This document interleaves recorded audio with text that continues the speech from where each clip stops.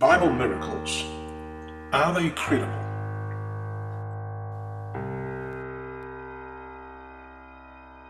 The Bible includes acts of supernatural power performed by God or by men empowered by God. Bible miracles are a consistent and integral part of the record. They are to be expected in an account of the Almighty's dealings with people.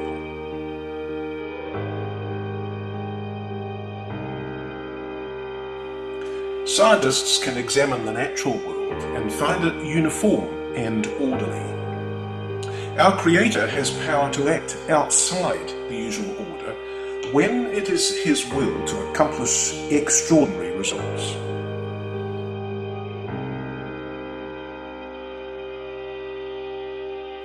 There is always a purpose for a Bible miracle. God parted the Red Sea to show that He could save His people.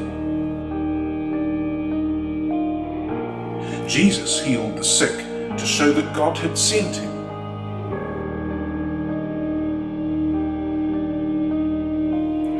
No man saw the first miracles, for they were God's creative acts.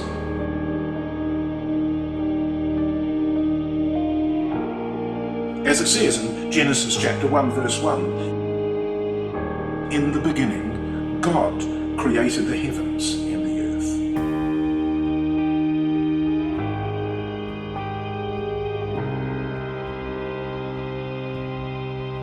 Miracles occur in isolated periods of Bible history to punish wickedness at the flood,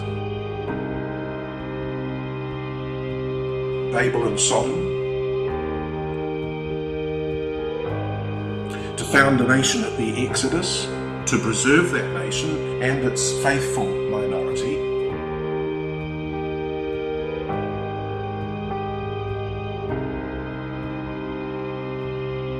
and to establish the work of Jesus and His apostles.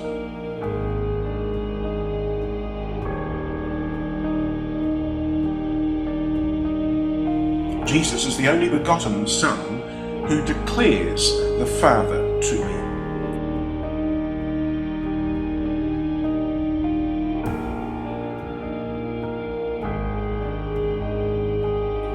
He was, as Acts 2 verse 22 says, a man approved of God among you by miracles and wonders and signs which God did by him.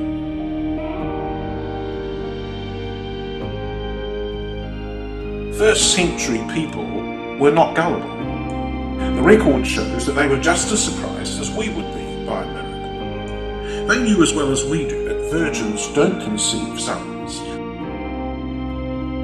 that 5 loaves won't feed 5,000, and that men born blind don't suddenly see.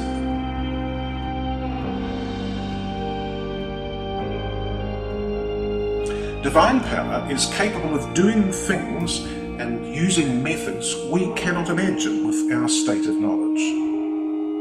The mothers of Isaac, Joseph, Samson, or John the Baptist had all been infertile until God intervened to let them conceive.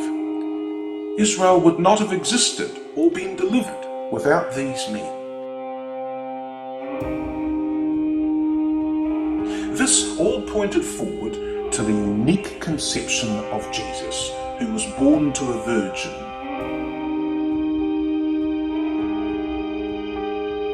For with God, as Luke 1 verse 37 says, nothing shall be impossible. Jesus had to have unique parentage.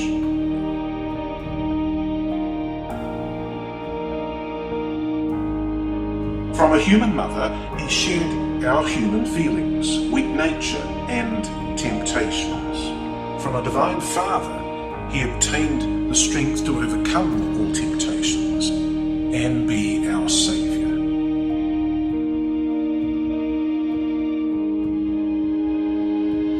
Hebrews 4 verse 15 says, for we have not an high priest which cannot be touched with the feeling of our infirmities, but was in all points tempted like as we are, yet without sin. The supreme miracle displaying God's power is the raising of his Son from the dead. Jesus had foretold and foreshadowed it. He restored to life dead people, a 12-year-old girl in a house, a young man carried to his burial, and Lazarus, who had begun to decay in his grave. God's power reversed whatever had caused their deaths.